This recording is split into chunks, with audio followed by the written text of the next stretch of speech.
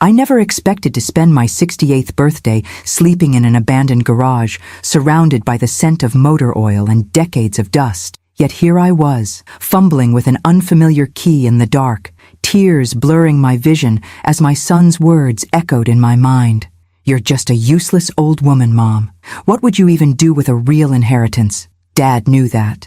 My hand trembled as I finally managed to slide the key into the rusted lock.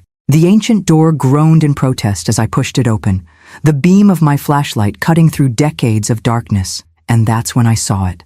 I froze in place, my breath catching as the light revealed what lay inside. This couldn't be possible. This couldn't be what Robert had meant when he left me just a garage in his will. But let me back up. You need to understand how I ended up here, homeless on my birthday, clutching a suitcase containing what remained of my 42-year marriage. The day had started with me standing beside my son in our attorney's office, Jonathan in his perfectly tailored suit, me in the black dress I'd worn to Robert's funeral 3 weeks earlier. Mr. Hoffman, our family attorney for decades, had seemed unusually uncomfortable as he prepared to read Robert's will. "Before I begin," he'd said, adjusting his glasses, "I want to assure you that everything is legally binding and precisely as Mr. Campbell instructed." Looking back, I should have recognized that statement as the warning it was. The reading itself passed in a blur, but certain phrases stood out with devastating clarity. "To my son, Jonathan Campbell, I leave our penthouse residence in Los Angeles and my primary investment portfolio." And then, almost as an afterthought, "To my beloved wife, Susan Campbell, I leave the property located at 1420 Industrial Parkway, the garage and its contents." A garage. After 42 years of marriage, my husband had left me a garage. Jonathan's face had transformed from solemn grief to barely suppressed triumph in an instant. I remember his hand on my shoulder, squeezing slightly too hard as he'd leaned down to whisper, "Don't worry, Mom. I'll make sure you're taken care of." I'd been too stunned to respond, too confused to question. Why would Robert do this? Where was I supposed to live? What was I supposed to do? The answers came brutally clear that evening when Jonathan drove me back to what I still thought of as my home, the penthouse overlooking the city that Robert and I had shared for the last 15 years of our marriage. I'd barely stepped through the door when Jonathan set my suitcase down in the entryway. "I think it would be best if you found somewhere else to stay, Mom."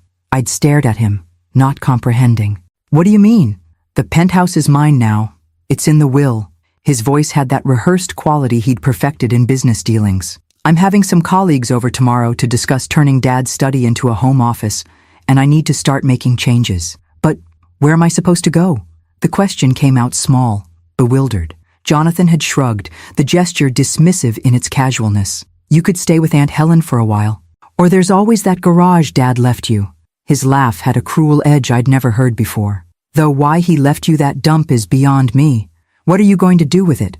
Open a mechanic shop at your age?" I'd felt something shift inside me then, some foundation crumbling. "Jonathan, this is my home. Your father and I—" "It's not your home anymore," he'd cut me off, his voice hardening. "It's mine." Dad made that perfectly clear. I'd reached for the back of a chair to steady myself. "I need time to find somewhere to go. Surely you don't expect me to leave tonight." That's when he'd said it. The words that would echo in my mind for hours afterward as I drove aimlessly around the city, eventually finding myself on an unfamiliar street in the industrial district, staring at a dilapidated garage with a padlock on its door. "You're just a useless old woman, Mom. What would you even do with a real inheritance?" Dad knew that. The cruelty had been so unexpected, so at odds with the son I thought I'd raised, that I couldn't even respond. I'd simply taken my suitcase, my purse, and the key Mr. Hoffman had given me after the reading, and walked out. So here I was, standing in the open doorway of a forgotten garage, my flashlight beam revealing something so unexpected that I couldn't process what I was seeing, because the interior wasn't filled with junk or abandoned tools as I'd expected. The space before me contained 3 vehicles, each covered with custom-fitted cloth covers, arranged with meticulous precision. But it was the gleaming object partially visible at the front of the garage that had stopped my heart momentarily. The unmistakable silver grille of what appeared to be a vintage Aston Martin, its polished surface catching the light of my flashlight like a beacon in the darkness. What was this, and why on earth had Robert kept it secret from me all these years? I stepped forward, drawn by confusion and curiosity, unaware that I was about to discover just how thoroughly I had misunderstood my husband's final gift. My fingers trembled as I pulled the fitted cover from the Aston Martin, the soft material sliding away to reveal a 1964 DB5 in pristine silver birch, identical to the one Sean Connery drove in those James Bond films Robert loved so much. The car gleamed under my flashlight beam as if it had just rolled off the factory floor, not as if it had been sitting in this obscure garage for God knows how long. "Robert," I whispered into the stillness, "what on earth were you doing?" My husband had never mentioned collecting cars. In 42 years of marriage, there had never been a hint of this passion, investment, secret life. I didn't even know what to call it. I moved to the next vehicle, my heart beating faster as I gently pulled away its cover. A 1956 Mercedes-Benz 300 SL Gullwing emerged, its distinctive doors and elegant lines unmistakable even to my untrained eye. The deep blue paintwork was immaculate, the chrome details catching my flashlight's beam like scattered stars. The third cover concealed a Ferrari, a 1967 275 GTB4, according to the small plaque mounted on a stand beside it. Its deep red color reminded me of the wine Robert would order on our anniversaries, rich and intense. Each car was accompanied by a leather portfolio containing what appeared to be documentation, provenance papers, maintenance records, purchase agreements. I was no expert, but even I knew these weren't just nice old cars. These were museum-quality treasures worth, I couldn't even guess. "There's got to be an explanation," I murmured, my voice strangely loud in the silent garage. That's when I noticed the envelope taped to the wall beside a light switch. It had my name written on it in Robert's unmistakable handwriting. With fingers that wouldn't quite stop shaking, I pulled it down and found the light switch, flooding the garage with unexpected brightness from modern LED fixtures recessed into the ceiling. The sudden illumination revealed that this was no ordinary garage. The space had been professionally finished with climate control systems, custom flooring, security features, and specialized storage areas along the walls. This wasn't some abandoned building. It was a carefully designed automotive sanctuary. I sank onto a leather bench positioned against one wall, the envelope heavy in my hands. After a moment's hesitation, I broke the seal and pulled out several pages of Robert's distinctive stationery. "My dearest Susan, if you're reading this, then I'm gone, and you've discovered what I've come to think of as my final gift to you. First, I need to say I'm sorry for the shock and confusion you must be feeling right now. The secrecy wasn't meant to hurt you, but to protect what I was building for your future. 6 years ago, when I received my diagnosis, the doctors gave me 5 years at best. I beat their timeline by a year, but I knew our time together was limited, and I needed to ensure you would be taken care of after I was gone." I paused, blinking back tears. Robert's diagnosis of progressive heart failure had been devastating, but he'd always downplayed its severity, insisting he had plenty of time. I'd had no idea he'd been planning for the end from the very beginning. "I know you're wondering about the will, about why I would leave our home to Jonathan instead of to you. Believe me, this decision caused me more sleepless nights than my health ever did. But over the past decade, I've watched our son change. The ambitious boy we raised has become something different, something harder and more calculating than I ever wanted him to be. The truth is, I feared what would happen to you if I left everything to both of you jointly, or even if I split things equally. Jonathan would have found ways to control the assets, to manage your portion for your benefit, as he would say. I've seen how he speaks to you when he thinks I'm not listening, how he dismisses your opinions and needs." A tear splashed onto the paper, blurring the ink slightly. I hadn't realized Robert had noticed those interactions. I'd always made excuses for Jonathan's dismissive behavior, telling myself he was just busy, just stressed with his career. So I created this split inheritance with very deliberate intentions. Jonathan has received what he will see as the valuable portion, the penthouse, the visible investments, the status symbols. But what you're looking at now, my love, is the real wealth. These 3 cars alone are worth approximately $12 million. The documentation will confirm their provenance, and you'll find contact information for Marcus Weatherby, my trusted dealer and advisor for these acquisitions. He can help you with whatever you decide to do with them. $12 million? I looked up at the 3 silent machines, their gleaming surfaces reflecting the overhead lights. That couldn't possibly be right, but the cars are just the beginning. In the safe behind the photograph of us in Venice, combination is our anniversary, you'll find documentation for several investment properties I've acquired over the past 6 years, all placed in a living trust that transferred to your name upon my death. You'll also find banking information for accounts that should provide you with comfortable income for the rest of your life. My hands shook so badly, I had to set the letter down for a moment. There was a safe? I looked around and spotted the framed photo on the wall, Robert and me on the Rialto Bridge, laughing as a street musician serenaded us during our 35th anniversary trip. I rose unsteadily and moved toward it. The safe opened with a soft click when I entered our anniversary date. Inside, I found a thick portfolio and several USB drives neatly labeled. The top document in the portfolio was titled, Estate of Robert Campbell, Complete Asset Inventory for Susan Campbell. I flipped it open and immediately had to sit down again as columns of numbers and property descriptions swam before my eyes. Apartment buildings in Seattle, commercial property in Chicago, a small vineyard in Northern California, stock portfolios, bonds, private equity investments. The total value at the bottom of the page made my ears ring.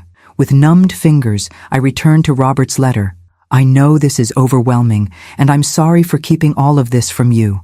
At first, it was just a project to channel my anxiety about the future, but as the portfolio grew, I realized revealing it prematurely might put it at risk if Jonathan discovered the extent of these holdings. You're probably wondering why I didn't simply protect you through more conventional means. The truth is, I wanted to give Jonathan a chance to show his true character. Perhaps, faced with his inheritance and responsibility for you, he would rise to become the man we raised him to be. If he's proven himself worthy, if he's ensured your comfort and security, then perhaps you might choose to share some of this wealth with him. But if he has revealed a different nature, well, then this legacy is your protection against that reality, your independence, your freedom. I had to stop reading again as a sob escaped me. Robert had known. He had anticipated exactly what would happen, had foreseen how Jonathan would react to gaining control of the penthouse. I've always believed that character reveals itself most clearly at moments of inheritance, both what we receive and what we believe we deserve.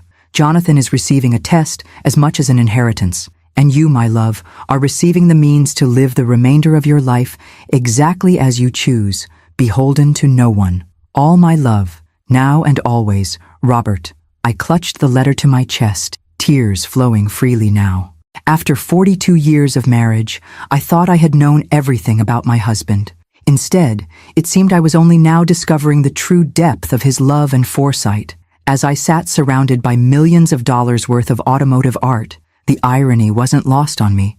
Just hours ago, my son had thrown me out of what I thought was my home, calling me a useless old woman while believing he had received the valuable inheritance. How wrong he had been. About everything. I spent that first night on a leather sofa I discovered in a small adjoining office within the garage complex. It wasn't until morning that I fully appreciated the extent of Robert's preparations. The office contained a compact bathroom with shower, a mini refrigerator stocked with water and basic provisions, and even a small closet with several changes of clothes in my size, tags still attached. My practical husband had anticipated I might need temporary shelter here. Daylight revealed more details I'd missed in my emotional state the night before. The garage wasn't some neglected industrial space, but a meticulously renovated facility with state-of-the-art security, climate control systems, and custom lighting designed to showcase the vehicles. What looked dilapidated from outside was intentional camouflage, concealing the treasures within. After a simple breakfast of granola bars and bottled water, I called the number for Marcus Weatherby that Robert had included in his letter. Despite the early hour, he answered on the second ring. "Mrs. Campbell," he said, his British accent unmistakable. "I've been expecting your call. First, please accept my condolences for your loss. Robert was not just a client, but a friend."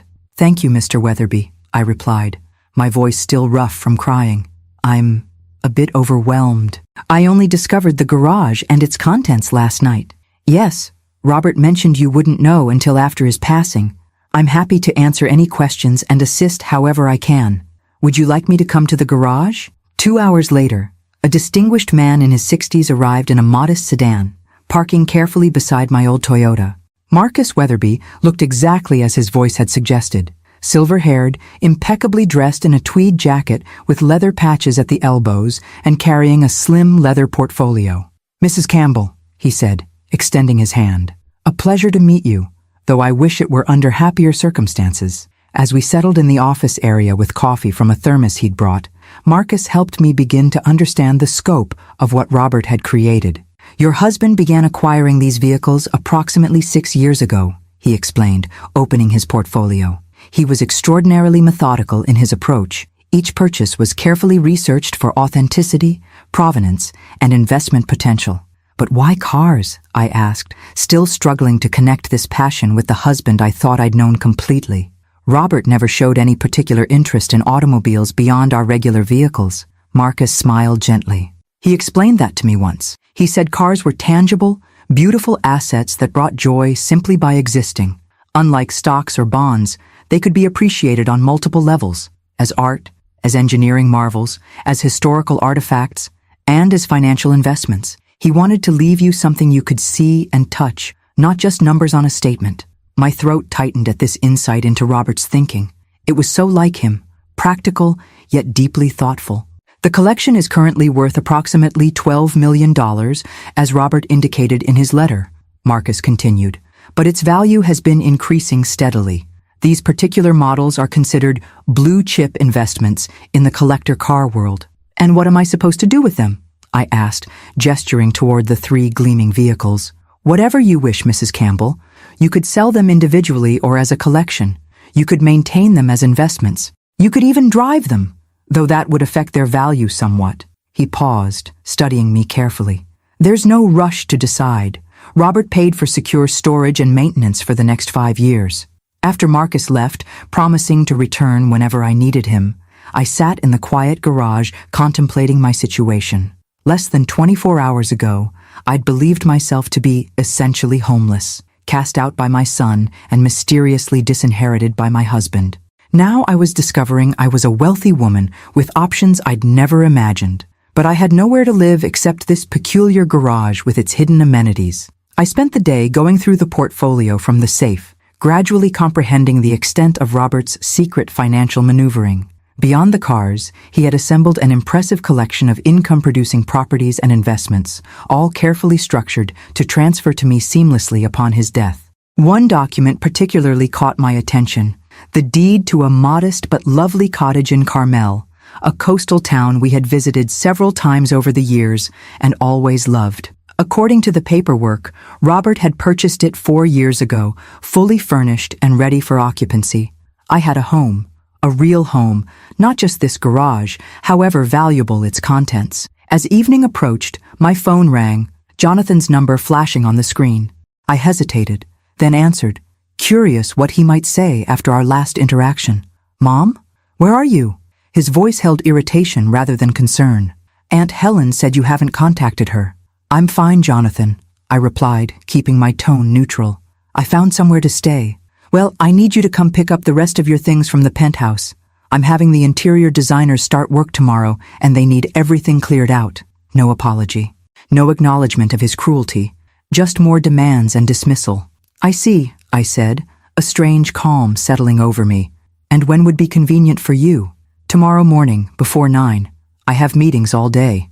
I thought about the documents spread before me, proof of Robert's careful planning and deep love. I thought about the son who could so casually discard his mother when she became inconvenient, and I made a decision. "I'll be there," I said. After hanging up, I called Marcus back and asked if he could recommend a good attorney specializing in estate matters. By the time night fell, I had appointments scheduled with both legal counsel and a financial advisor for the following afternoon. I spent my second night in the garage office more comfortably than the first, my mind no longer reeling with shock, but instead methodically planning my next steps. I thought of Robert, imagining him carefully orchestrating this elaborate protection for me, all while keeping it secret to shield it from Jonathan's potential interference. "You knew him better than I did," I whispered to Robert's memory as I drifted toward sleep, our own son. The realization was painful but clarifying. Robert's unusual will hadn't been a rejection of me, but an act of profound love and foresight. He'd sacrificed having me share in his secret project during his final years to ensure I would be truly independent after he was gone. Tomorrow, I would face Jonathan one more time, collect whatever personal treasures remained in what had been our home, and then begin my new life, one that Robert had carefully crafted for me from the shadows. As I fell asleep, I found myself wondering what expression would cross Jonathan's face if he knew what was housed in the worthless garage he had mocked. But that revelation, if it ever came, would be on my terms and my timeline. For now, I had the advantage of being underestimated, a useless old woman with a secret fortune and a growing determination to honor Robert's final gift by using it wisely. The next morning, I arrived at the penthouse precisely at 8:45, having taken care with my appearance in a way I hadn't bothered with for weeks. I wore one of the new outfits from the garage closet, a simple but elegant pantsuit in navy that fit surprisingly well, and had styled my hair carefully. Small rebellions, perhaps, but they helped fortify me for the confrontation ahead. Jonathan opened the door with phone in hand, barely glancing up as I entered what had been my home for 15 years. The space already felt different, emptier, colder somehow. Several of my decorative pieces were missing, and the family photos that had lined the hallway had been removed, leaving ghostly rectangular marks on the walls. "Finally," he said, tucking his phone into his pocket. "I've boxed up most of your personal stuff. The designers will be here at 9:30, so we need to be efficient." No greeting, no inquiry about where I'd spent the night after he'd thrown me out of my home, just immediate focus on his own convenience. "Good morning to you too, Jonathan," I replied, my voice steadier than I expected. "I see you've already started redecorating." He shrugged, leading me toward the master bedroom where several cardboard boxes sat stacked on what had been my side of the bed. "No point waiting. The place needs a complete update to maximize its value." "Its value?" I echoed. "You're planning to sell it?" "Eventually. It's oversized for one person, and the market's hot right now. I figure I'll renovate, enjoy it for a year or so, then flip it for a substantial profit." The casual dismissal of the home Robert and I had created together stung, but I merely nodded. "I see. And Robert's things?" Jonathan gestured vaguely toward more boxes in the corner. "I kept the Rolex and his cufflink collection. The rest is just clothes and old man stuff. You can take whatever you want. The rest is going to donation." "Old man stuff," I repeated softly, approaching the boxes. Inside the first one, I found Robert's beloved books, his collection of vintage fountain pens, the sweater I'd given him last Christmas that still faintly carried his scent. Each item a piece of the man I'd loved, now designated as worthless by our son. I methodically began sorting through the boxes, setting aside items precious to me, while Jonathan paced impatiently, checking his watch every few minutes. "Can't you hurry this up?" he finally snapped. "It's just stuff, Mom. You don't even have a place to store it all." I looked up at him, really seeing the man my son had become, handsome like his father, but with none of Robert's warmth or compassion in his eyes. When had that happened? When had ambition and materialism hollowed him out so completely? "I have a place," I said quietly, "and I'll take as much time as I need.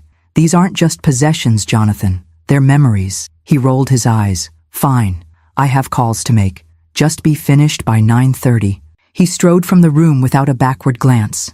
As I continued carefully selecting items to take with me, I found myself moving through stages of grief, not just for Robert, but for the son I thought I'd raised. Had he always been this cold, this dismissive? Had I simply refused to see it, making excuses for increasingly callous behavior over the years? Robert had seen it clearly, though, clearly enough to create an elaborate plan to protect me from our own child. When I finished selecting what mattered most to me, I found Jonathan in what had been Robert's study, now half emptied of its contents. My husband's beautiful mahogany desk, the one he'd inherited from his father, was gone, replaced by some sleek glass and chrome monstrosity that looked more like a spacecraft than furniture. "I'm finished," I announced from the doorway.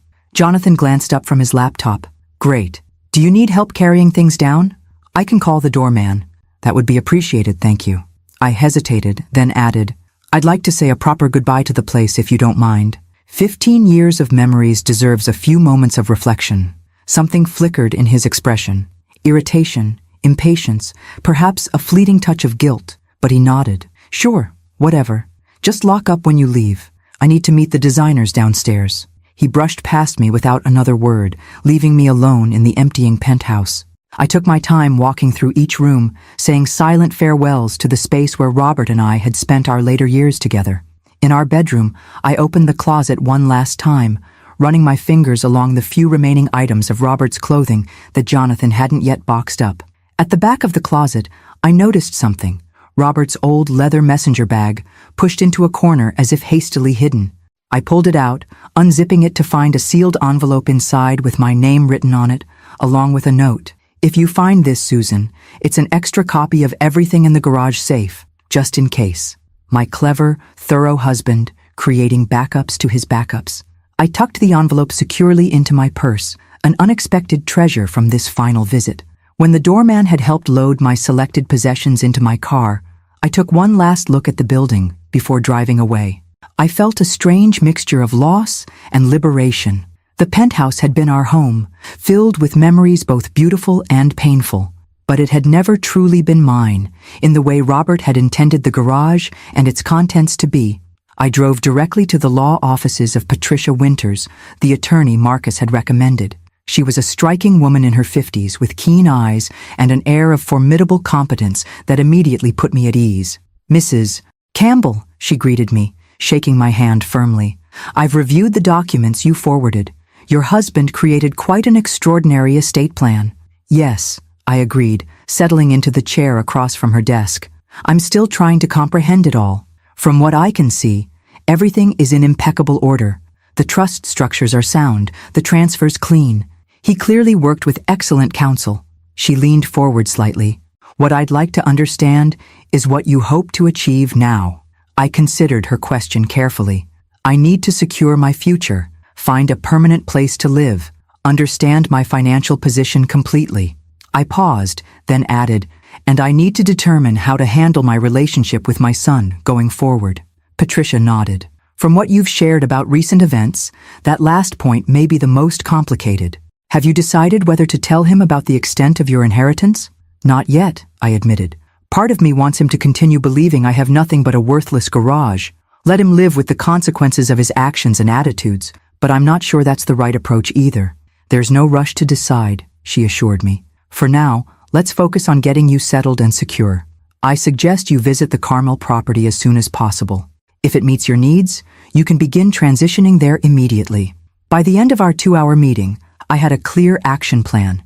Visit the cottage in Carmel, meet with the financial team that had been managing Robert's secret investments, and take my time making decisions about the cars and other assets. As I left Patricia's office, my phone buzzed with a text from Jonathan. Designers love the space. Going with a complete gut renovation. Dropped your old photo albums at Helen's place since you didn't take them. No inquiry about whether I wanted those family photos. No concern about where I was staying or how I was managing. Just casual disposal of more memories he deemed worthless. I didn't respond. Instead, I called to book a hotel in Carmel for that night. It was time to see the home Robert had prepared for me, the real inheritance he had intended all along. As I drove away from the city toward the coastal highway, I felt a weight lifting from my shoulders. For the first time since Robert's death, I wasn't merely reacting to loss and shock. I was moving purposefully toward something new. Whatever lay ahead in Carmel, whatever decisions awaited regarding Jonathan and the fortune Robert had secretly built, I would face them on my own terms. The useless old woman my son had dismissed was finding her strength, 1 mile at a time. The coastal drive to Carmel soothed something in my soul that had been raw since Robert's death. As Highway 1 wound along the cliffs, offering glimpses of the Pacific's vast blue expanse, I felt myself breathing more deeply than I had in weeks.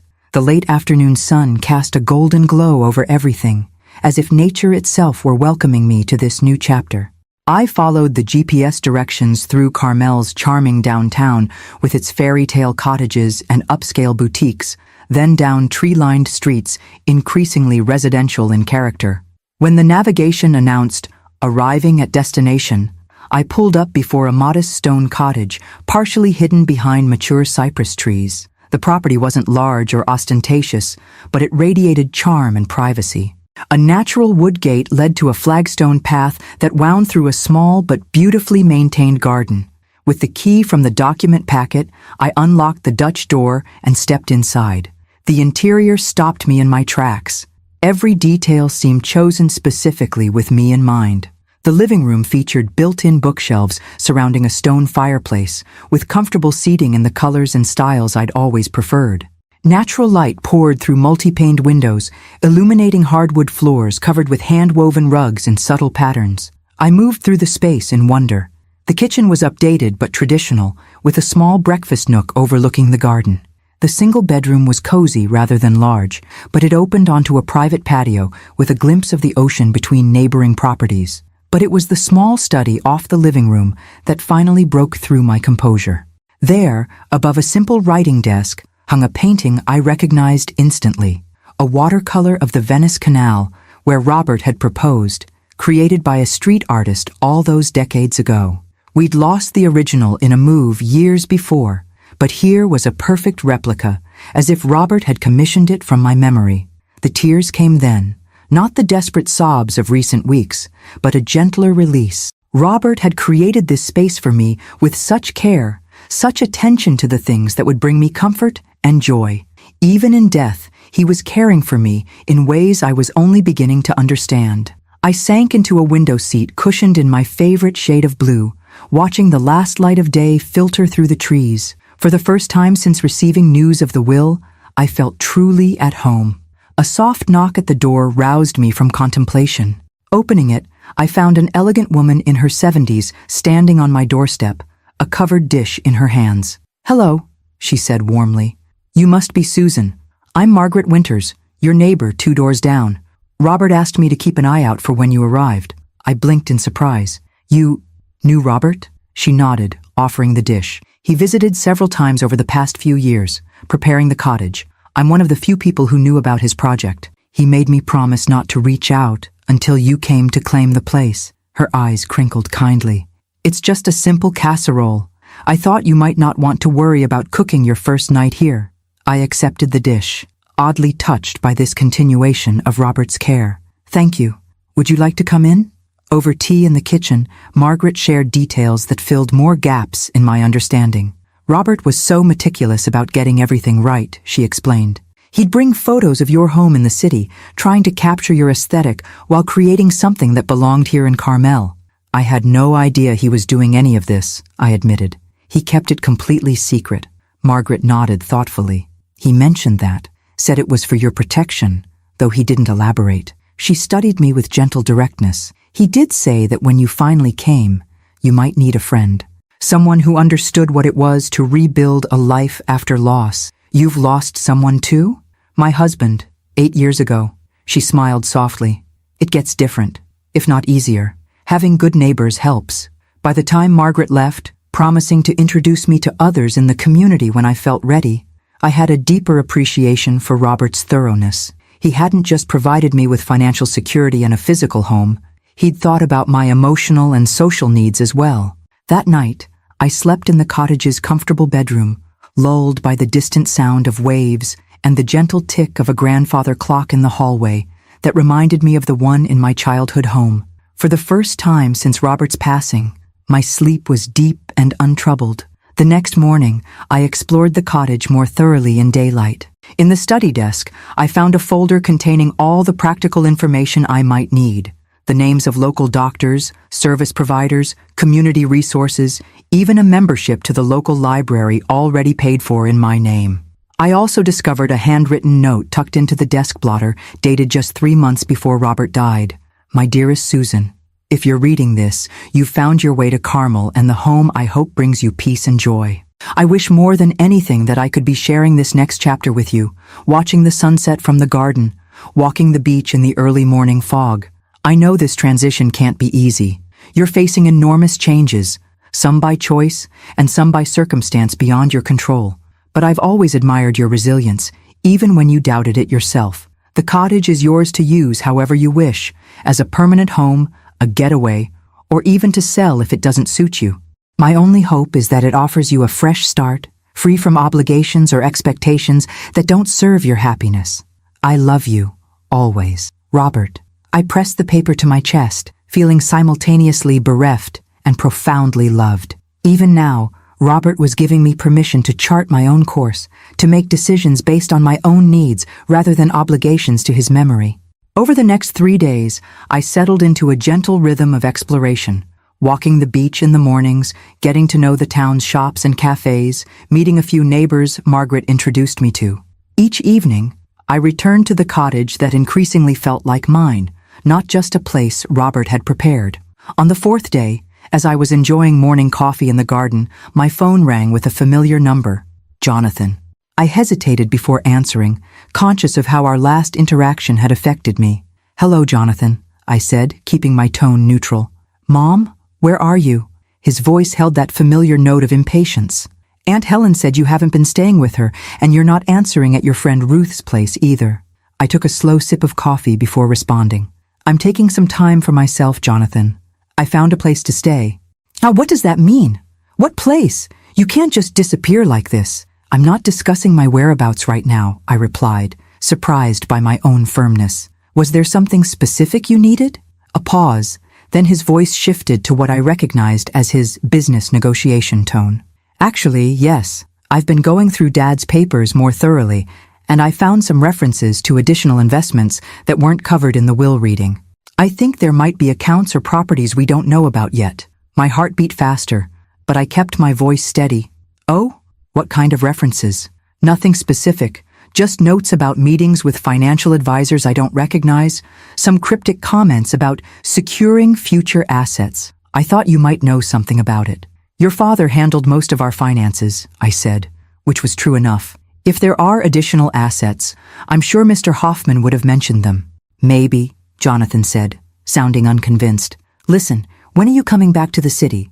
We should discuss this in person. I've got the penthouse torn apart for renovations, but we could meet somewhere." "I'm not sure when I'll be back," I replied honestly. "I need this time away." His frustration was palpable even through the phone. "Mom, this is ridiculous. You can't just wander off without telling anyone where you are. What if there's an emergency? What if something happens to you?" "I'm perfectly fine, Jonathan. I'm not wandering, and I'm not alone. I'm simply taking space to process everything that's happened." "This isn't like you," he said, accusation creeping into his tone. "First, Dad leaves you practically nothing in the will, then you disappear without a word. People will talk." I almost laughed at the irony. "Let them talk, Jonathan. I'm beyond caring about appearances at this point." After ending the call with vague assurances that I'd be in touch when I was ready, I sat in the garden considering this new development. Jonathan was getting suspicious, looking for assets he believed were rightfully his. How long before he discovered the truth? And when he did, what would I do? The question Robert had posed in his letter loomed larger with each passing day. Had Jonathan proven himself worthy of sharing in this unexpected wealth? So far, his actions had only confirmed Robert's concerns about his character. But people could change, couldn't they? The son I remembered from years ago, the one with compassion and genuine warmth, was he still in there somewhere, beneath layers of ambition and entitlement? I didn't have answers yet, but for the first time, I felt strong enough to wait for them to emerge. The cottage, like Robert's love, had given me not just shelter, but something I'd been missing for too long: the space and security to trust my own judgment again. 2 weeks after settling into the Carmel cottage, I'd established a comfortable routine that felt both novel and natural.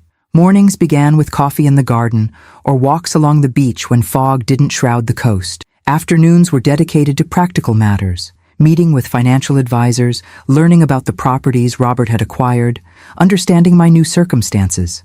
I'd begun to appreciate the extent of Robert's planning. The cottage was just the most personal aspect of a comprehensive strategy to ensure my independence. The income properties generated substantial monthly revenue, while the investment portfolios were conservatively managed for long-term stability rather than aggressive growth. "Your husband was unusually thorough," remarked Howard Lentz, the financial advisor who had worked secretly with Robert. "Most clients focus primarily on asset accumulation. Robert was equally concerned with creating systems for management that wouldn't burden you with daily decisions unless you wanted that involvement." I was in Howard's Monterey office, reviewing quarterly statements for the various trusts Robert had established. "He knew I didn't have his head for financial intricacies," I acknowledged. Howard smiled. "He mentioned that. but he also said you had excellent judgment about people and an intuitive understanding of value that he respected enormously. This glimpse of how Robert had spoken about me to others was unexpectedly moving. Even as he'd kept his plans secret, he'd maintained his faith in my capabilities. "There is one matter we should discuss," Howard continued, his tone shifting slightly. "We've received inquiries from a Jonathan Campbell, claiming to be conducting a review of his late father's financial affairs." My hands tensed around my teacup. My son. What exactly did he want to know? He was fishing for information about additional accounts or investments beyond what was disclosed in the will. I followed protocol and explained that client confidentiality prevents me from discussing any accounts without proper authorization. "Thank you," I said, relief evident in my voice. Jonathan received his inheritance as specified in the will. Robert's intentions regarding the rest were quite clear. Howard nodded. "We'll continue maintaining that position, but you should be aware. He's been persistent, contacting several firms associated with your husband's investments." This wasn't surprising. Jonathan had always been tenacious when pursuing something he wanted, a quality that had served him well in business, but manifested as entitlement in personal matters. "I appreciate the warning," I told Howard. "I'm still determining how to handle this situation with my son." Driving back to Carmel, I contemplated the growing evidence of Jonathan's investigation. His suspicions, initially vague, were clearly solidifying into active pursuit. How long before he discovered the garage and its contents? Before he learned about the cottage? Before he realized the extent of what Robert had kept from him? And perhaps more importantly, what would I do when that happened? I was still pondering these questions when I arrived at the cottage to find an unfamiliar luxury SUV parked outside. My heart sank as I recognized the personalized license plate, J. Campbell.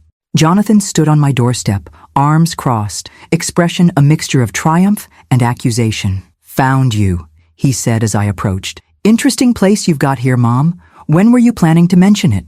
I kept my voice calm despite my racing pulse. "Hello, Jonathan. This is a surprise." "I bet it is," he replied, glancing pointedly at the cottage. "Care to explain how you're suddenly a property owner in one of California's most expensive coastal towns?" I unlocked the door, gesturing him inside. No point in creating a scene for the neighbors. "I think you'd better come in." Jonathan followed, his critical gaze taking in every detail of the cottage interior. I could almost see him calculating its value, measuring its worth against his expectations. "Charming," he said, the word somehow rendered insulting by his tone. "So this is why you've been dodging my calls. You've been hiding out in a secret vacation home." "I haven't been hiding, Jonathan. I've been processing enormous changes and deciding how to move forward." I set my purse down and faced him directly. "How did you find this place?" He smiled without warmth. "I'm not completely incompetent, Mom. When you disappeared, I hired a private investigator to locate you. Basic welfare check on an elderly parent who vanished after showing signs of confusion following her husband's death. The calculated manipulation of his approach, casting me as potentially senile to justify invasive investigation, struck like a physical blow. "I see. And this investigator tracked me here." After some effort, yes, the property records were interesting reading. Apparently, Dad purchased this place 4 years ago but kept it out of his regular accounts. Jonathan's eyes narrowed, which made me wonder what else he might have hidden. I moved to the kitchen, filling the kettle for tea, a small action to buy myself time. Robert made his decisions about the will for his own reasons. The cottage was meant to be a surprise. Jonathan followed, leaning against the doorframe. "A surprise," he repeated flatly. "Like that worthless garage in the industrial district? Another one of Dad's surprises?" My hands stilled on the kettle. He knew about the garage. The question was, how much did he know about what it contained? "The garage was part of his estate," I said carefully. "Yes, the mysterious garage that no one could explain." Jonathan's voice hardened. "I visited it yesterday, Mom. Door was locked, but the windows, while dirty, still allowed a peek inside when the light was right." I kept my expression neutral, though my heart hammered painfully. And I saw enough to know there are cars in there. Vintage cars, from what little I could make out." His jaw tightened. "Cars worth significantly more than that penthouse Dad left me. The penthouse that comes with maintenance fees I can barely afford since most of the liquid assets went into trust funds I can't access." So there it was. Jonathan had discovered part of the truth, but not its full extent. He'd seen the cars but likely didn't realize their true value or know about the additional properties and investments. Your father made his choices, Jonathan. The penthouse and investment portfolio he left you are substantial gifts. Gifts? He scoffed. The penthouse needs hundreds of thousands in repairs that I discovered only after starting renovations. The investment portfolio barely covers my existing commitments. Meanwhile, you're living in a Carmel cottage and apparently own a collection of classic cars worth God knows how much. I poured boiling water into the teapot, the familiar ritual steadying my nerves. What exactly do you want from me, Jonathan? The truth would be a start, he replied. Did you know about these secret assets all along? Were you and Dad planning this manipulation of the inheritance? No, I said firmly, meeting his gaze. I knew nothing about the cottage or the garage until after Robert died. I was as surprised as you are now. This admission seemed to catch him off guard. Then why keep it from me these past weeks? Why disappear instead of explaining? Because I needed time to understand it myself, I answered honestly. And because your behavior after the will reading didn't exactly invite confidence or collaboration. He flinched slightly, then recovered. I was upset, finding out Dad had essentially disinherited me in favor of you. Disinherited you? I interrupted, disbelief coloring my voice. He left you a multi-million-dollar penthouse and investment accounts worth millions more. A fraction of what he apparently had hidden away. Jonathan's voice rose. Those cars alone are worth what, Jonathan? I challenged. How would you know their value unless you've been investigating far more thoroughly than you're admitting? He had the grace to look momentarily abashed. I have contacts in the collector car world, made some discreet inquiries based on what little I could see. Of course you did, I murmured, suddenly weary of the deception and counter-deception. Would you like some tea? If we're going to have this conversation, we might as well be civilized about it. This mundane offer seemed to deflate some of his righteous anger.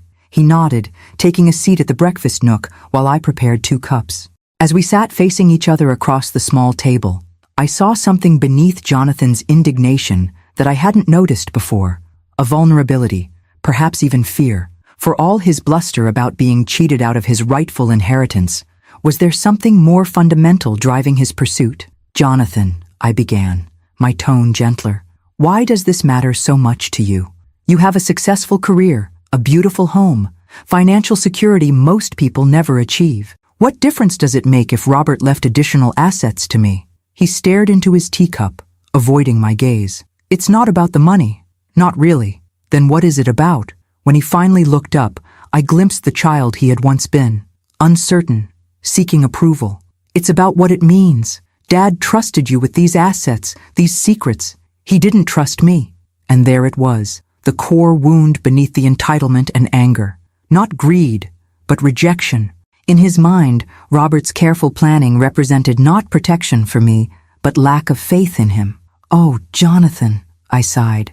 It wasn't about trust or lack thereof. Your father was trying to create security for both of us in different ways. By hiding millions in assets from me, his bitterness returned. By leaving you secretly wealthy while making it seem like he'd left you nothing but a worthless garage.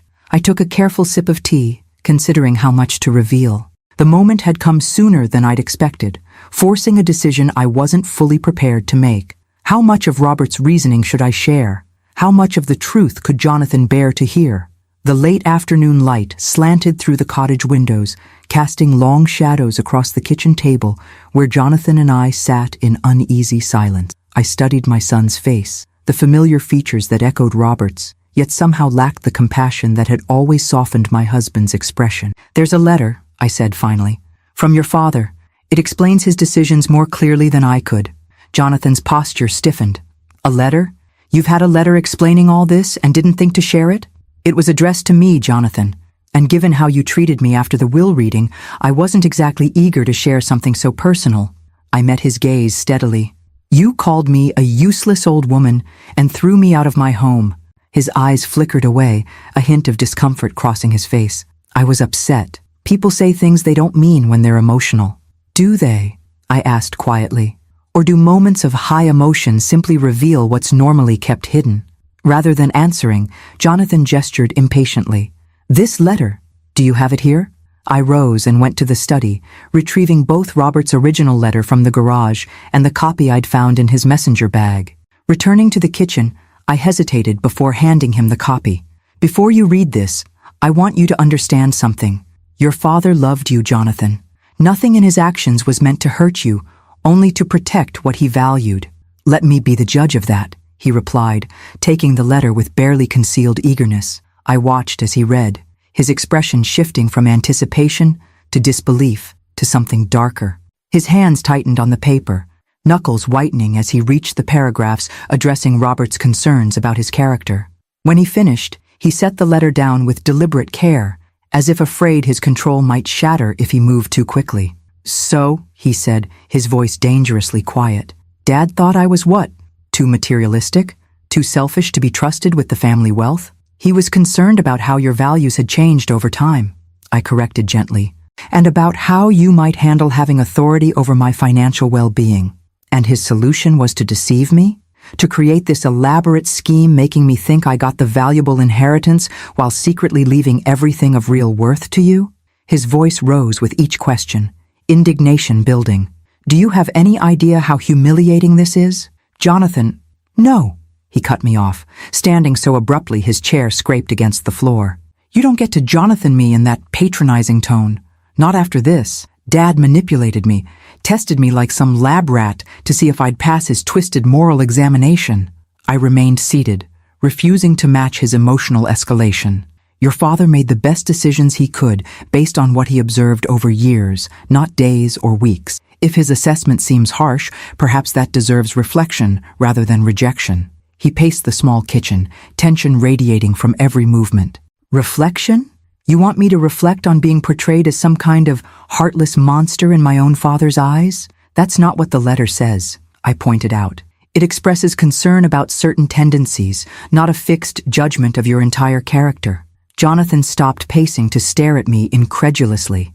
Are you seriously defending this? He left you a fortune while setting me up to reveal my true nature. And apparently, I failed his test spectacularly by expecting to actually receive what the will specified. There was no point arguing about his characterization. In a sense, he wasn't wrong. Robert had indeed created a situation designed to reveal character through action. And Jonathan's actions after the will reading had confirmed rather than disproved his father's concerns. The question now, I said carefully, is where we go from here. He laughed without humor. Where we go? That's simple. As Robert Campbell's son and heir, I have every right to contest this arrangement. Hidden assets, secret trusts, it all smacks of deliberate attempt to circumvent normal inheritance. I had anticipated this reaction. The legal structures your father created are impeccable, Jonathan. The assets were his to distribute as he saw fit, and he did so through proper channels, documented and legitimate. Contesting would be expensive, lengthy, and almost certainly futile. You sound awfully confident for someone who claimed to know nothing about finances, he shot back. I've had several weeks to consult with excellent advisors, I replied evenly. The same ones who helped your father create these arrangements. Jonathan braced his hands against the counter, his back to me. For a long moment, neither of us spoke. When he finally turned, his expression had shifted from anger to calculation, a look I recognized from negotiations I'd witnessed over the years. What if we reached a compromise? He suggested, his tone deliberately reasonable.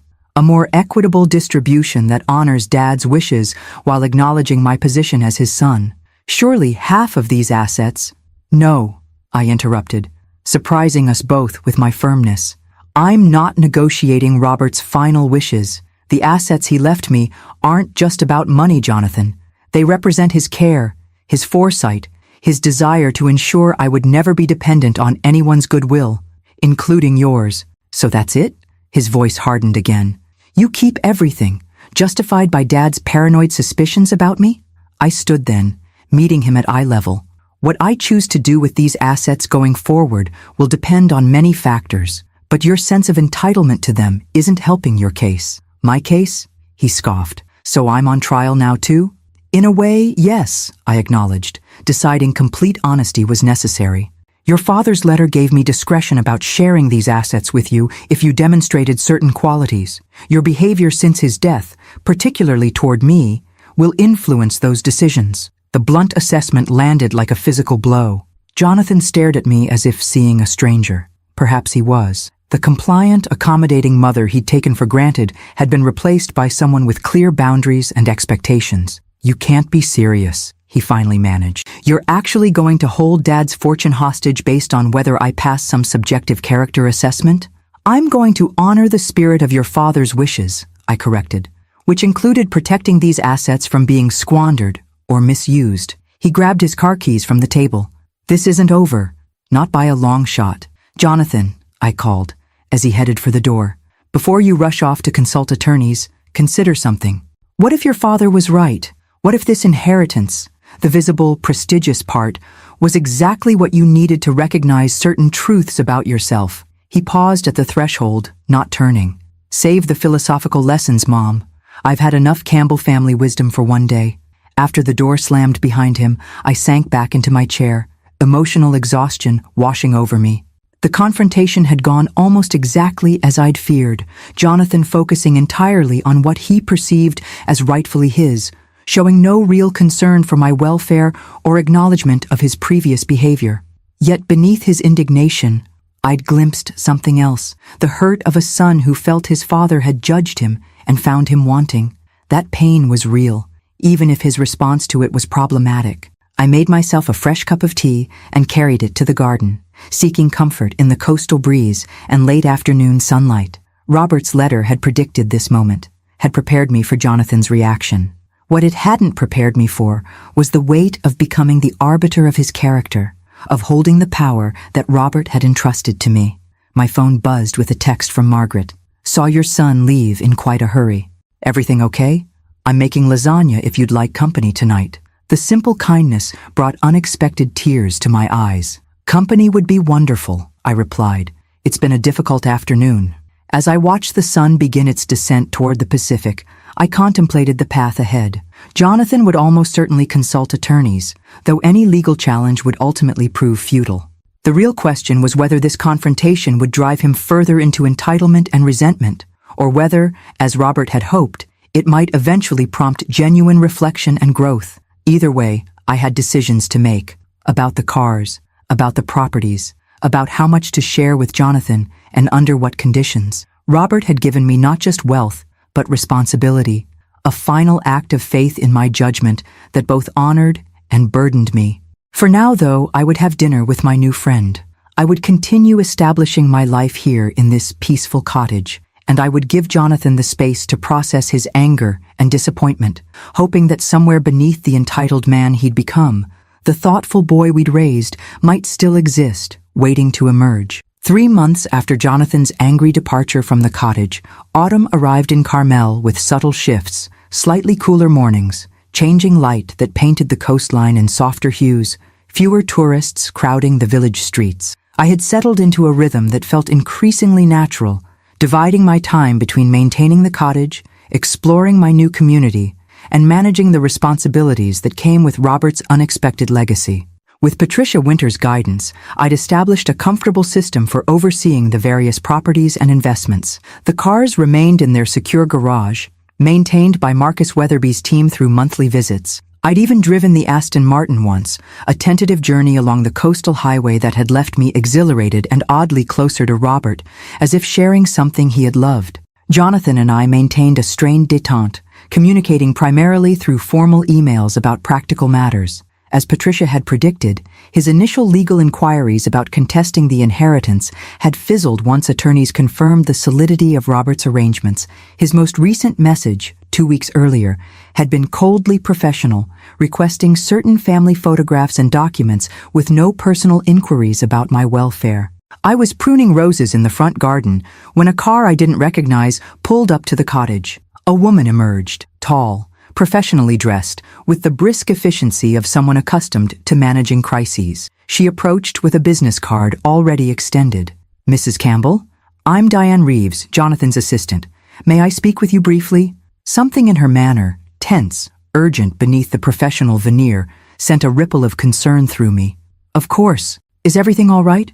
She glanced around as if assessing privacy. "Perhaps we could speak inside." In the cottage living room, Diane perched on the edge of the sofa, declining my offer of tea. "Mrs. Campbell, I'm here because Jonathan has experienced some significant setbacks. He asked me to speak with you directly, as he felt you might not take his call.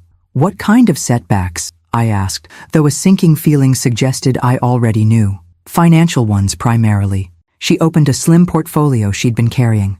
The renovation costs on the penthouse exceeded estimates by nearly double.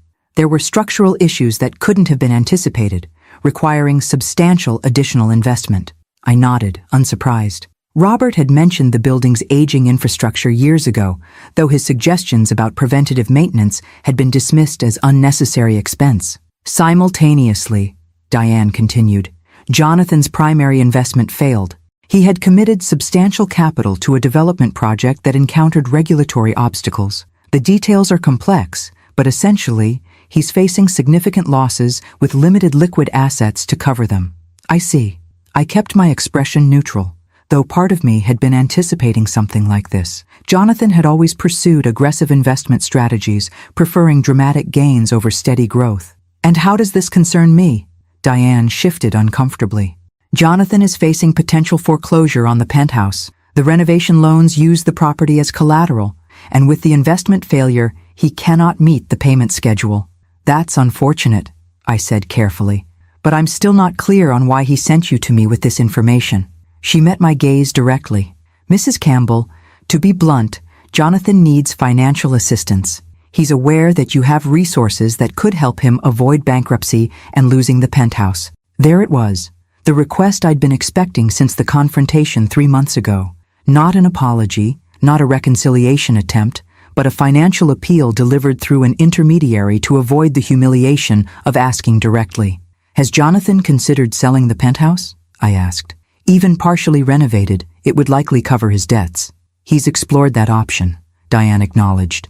Unfortunately, in its current state, mid-renovation, the property would sell at a significant loss.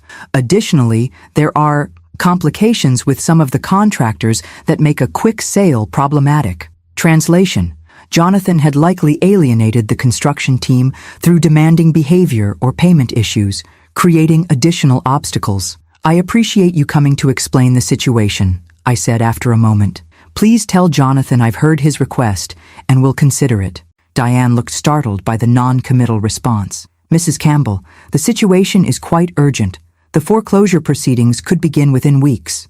I understand, I replied, my tone firm but not unkind. And I'll need time to consider my response. That's all I can offer today. After showing the clearly dissatisfied assistant out, I sat in my garden thinking about Jonathan's predicament. Robert's letter seemed almost prophetic now. He had anticipated that Jonathan's financial decisions might eventually lead to crisis, creating the very scenario we now faced. The next morning, rather than calling Jonathan immediately, I drove to the city to see the penthouse situation for myself. The building's doorman, recognizing me from my years living there, allowed me up without calling ahead. What I found was sobering. The once elegant home had been gutted to the studs in most areas, with exposed wiring and plumbing creating a hazardous maze. Construction equipment sat abandoned, a fine layer of dust suggesting weeks had passed since any work had been done. Expensive marble and custom fixtures were stacked haphazardly, some already damaged from improper storage. As I carefully picked my way through what had been our home, I felt a complex mixture of emotions. Sadness for the destruction of spaces that held so many memories, frustration at the obvious waste and mismanagement, and an unexpected sense of gratitude for Robert's foresight in protecting me from depending on Jonathan's financial judgment. I was examining water damage extending from the master bathroom into adjoining rooms when I heard the front door open. "Mom!" Jonathan's voice carried through the gutted space. "The doorman said you were here." He appeared in the doorway, and I was struck by how different he looked from our last encounter. His normally immaculate appearance had slipped. His clothes were still expensive but slightly rumpled, his face showing the strain of sleepless nights. He'd lost weight, the sharpened angles of his face emphasizing how much he resembled Robert in his more difficult moments. "I wanted to see it for myself," I explained, gesturing to the demolition surrounding us. Jonathan ran a hand through his hair, a gesture of frustration I recognized from his childhood. "I assume Diane spoke with you." "Yesterday," I confirmed. "She explained your financial situation." And? The single word carried a weight of expectation, and I needed to understand the full picture before making any decisions. I stepped carefully around a pile of discarded fixtures. "This is quite different from what you described when you started the renovations." He gave a short, humorless laugh. "Yes, well, things rarely go as planned in construction, or in life." "Jonathan," I said gently, "what happened with the investment project Diane mentioned?" Something in my tone must have broken through his defensive posture. He sank down on an overturned bucket, suddenly looking exhausted. "I overextended," he admitted. "The development opportunity seemed guaranteed.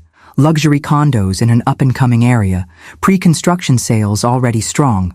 I committed not just available capital but borrowed against other assets, including the anticipated increased value of the penthouse after renovations. And then?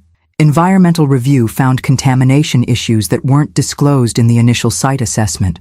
Remediation costs made the project non-viable. Investors pulled out." He gestured vaguely. "The domino effect was comprehensive." I looked around at the destruction surrounding us, both the physical demolition and the wreckage of Jonathan's financial stability. "Why didn't you reach out sooner?" I asked. "Before things reached this point?" His expression hardened. "After our last conversation? After discovering Dad's manipulation and your role in it? Pride, I suppose. Or stubbornness, the Campbell family traits. Both powerful motivators," I acknowledged, remembering similar moments of Robert digging in his heels against practical considerations when his pride was at stake. "So," Jonathan said after a moment, his attempt at casual inquiry undermined by the tension in his voice, "have you made your decision about helping me?" I met his gaze directly. "I'm willing to help, Jonathan, but not unconditionally, and not by simply writing a check to cover your debts." Relief and wariness battled in his expression. "What conditions? We'll need to discuss that properly," I replied, picking my way back toward the front door. "Not here, surrounded by the evidence of hasty decisions. Come to Carmel tomorrow. We'll talk about a path forward that addresses both your immediate crisis and the underlying patterns that created it." He looked like he wanted to argue, to push for immediate commitment, but necessity overcame impulse. "Fine, tomorrow." As I left the building, the contrast between the ruined penthouse and my peaceful cottage in Carmel couldn't have been starker.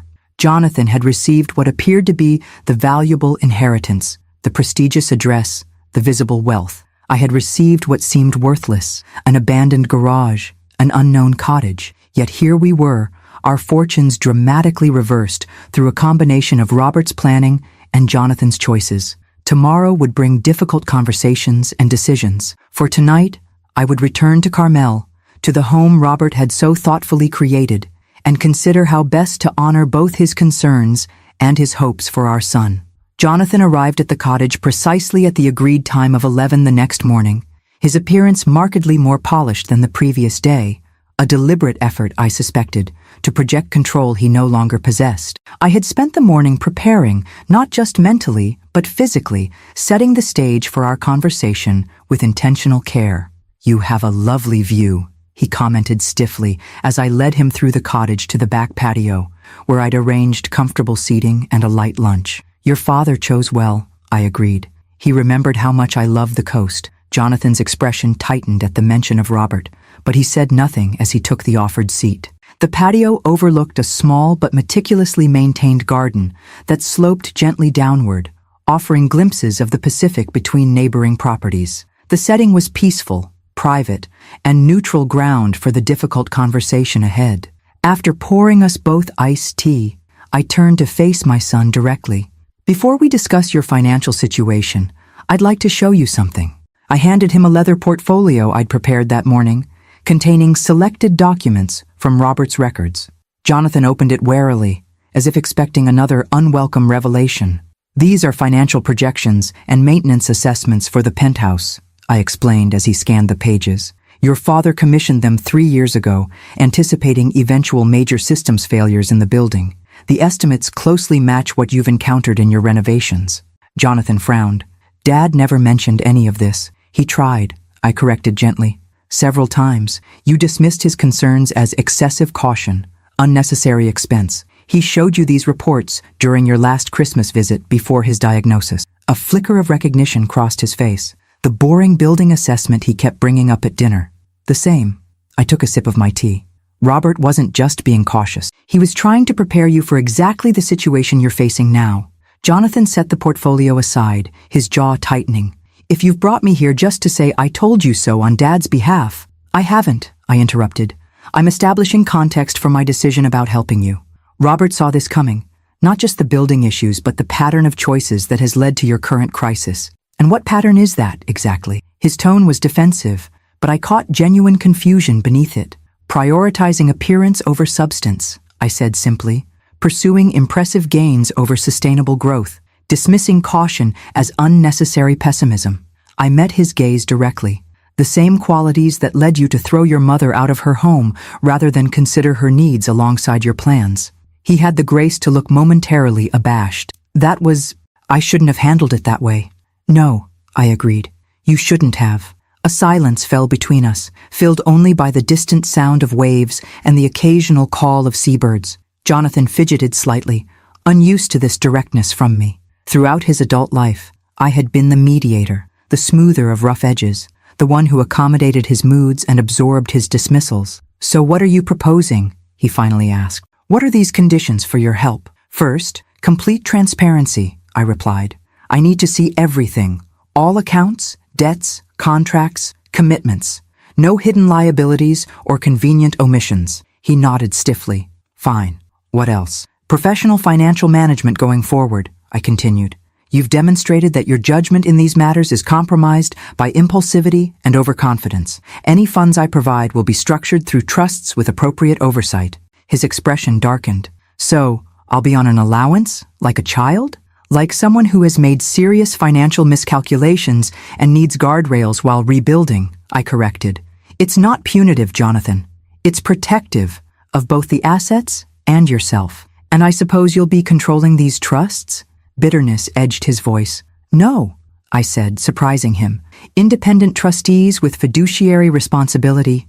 I'm not interested in controlling your life, only in ensuring that help I provide actually leads to sustainable improvement rather than temporary relief. He absorbed this, visibly struggling between his desperate need for assistance and his resistance to the implied loss of autonomy.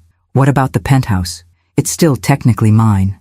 The practical solution would be to sell it, I said, watching his reaction carefully. Even in its current state, it would cover a significant portion of your debts. You could start fresh, perhaps in a more manageable property. Sell it? The idea seemed to genuinely shock him. But it's our family home. It's where Dad and you— It's a physical space, Jonathan, I interrupted gently. One that you were eager to gut and transform just months ago.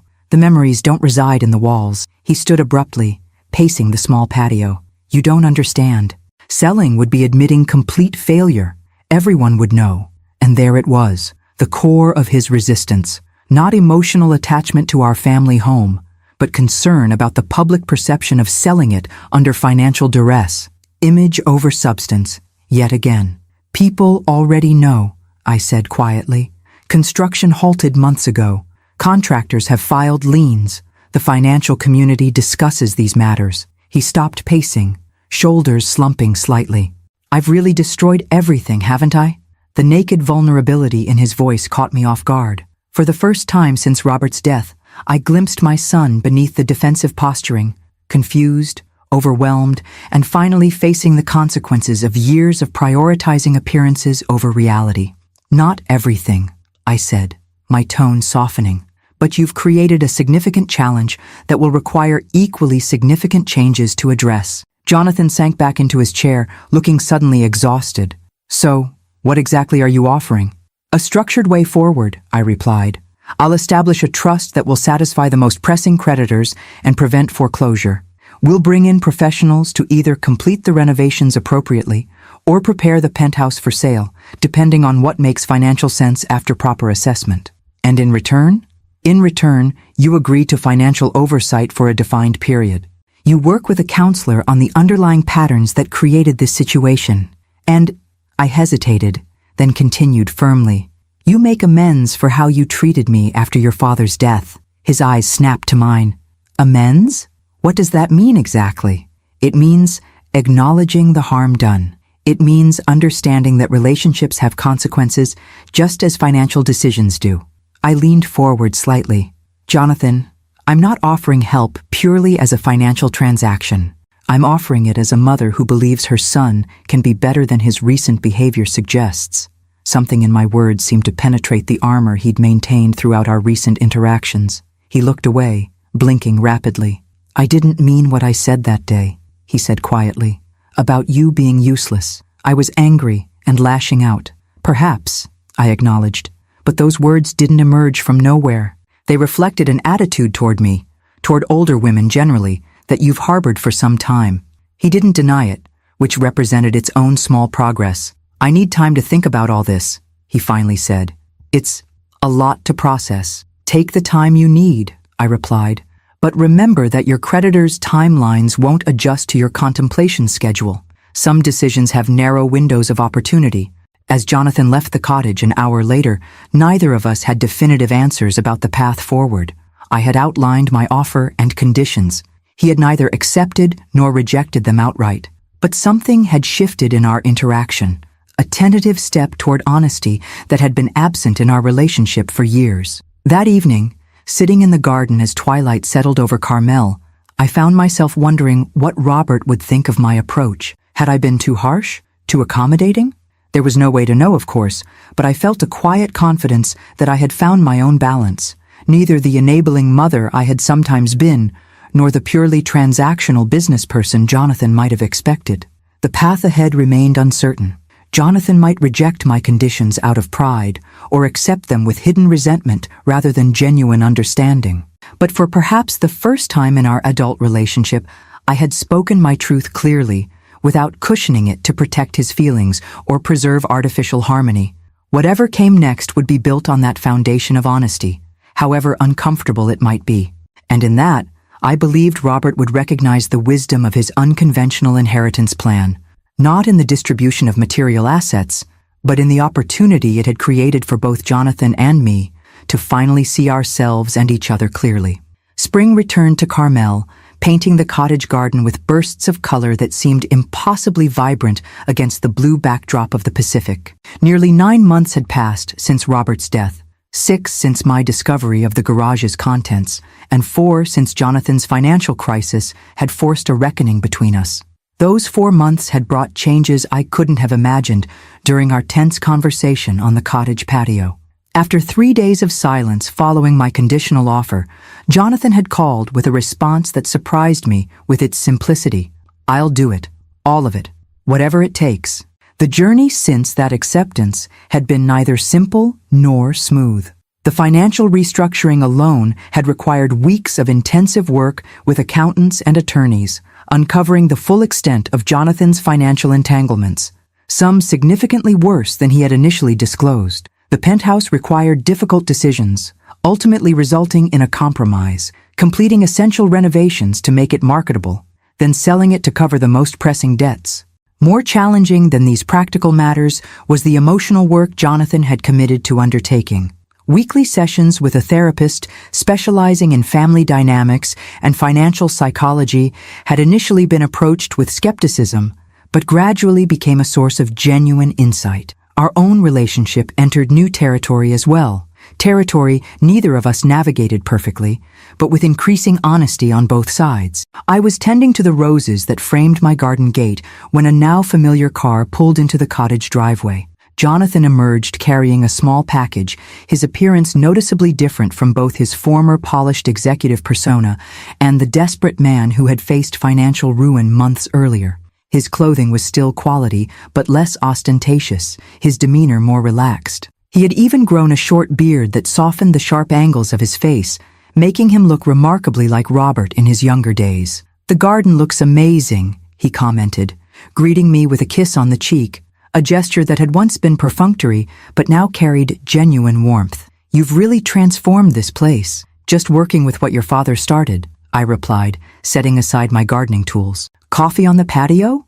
As we settled into what had become our routine for these monthly visits, I noted the ease that had gradually replaced the tension of our earlier interactions. Jonathan still struggled sometimes with the financial constraints the trust imposed, still occasionally reverted to old patterns of judgment or dismissiveness, but the changes were undeniable.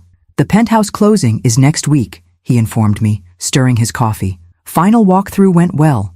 We'll clear about 40% more than the initial distress sale estimates, thanks to the targeted renovations. That's excellent news, I said. It will give the trust more flexibility for your next steps. About those next steps, Jonathan set down his cup carefully. I wanted to run something by you. I've been offered a position with a community development organization focusing on affordable housing projects. I raised my eyebrows, unable to hide my surprise.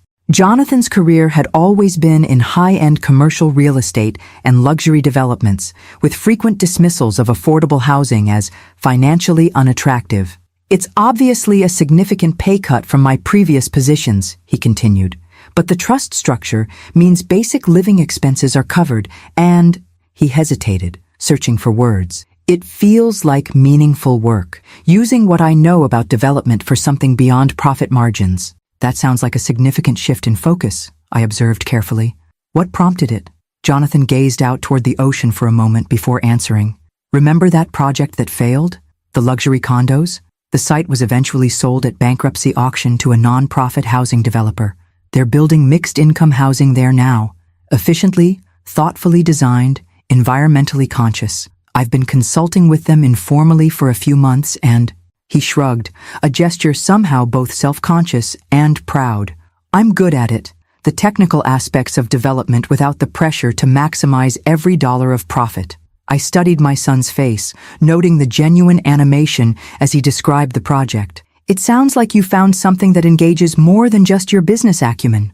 Dad would probably find it ironic, Jonathan acknowledged with a rueful smile. Me ending up working in affordable housing development after years of chasing luxury markets. I think he'd be pleased, I corrected gently.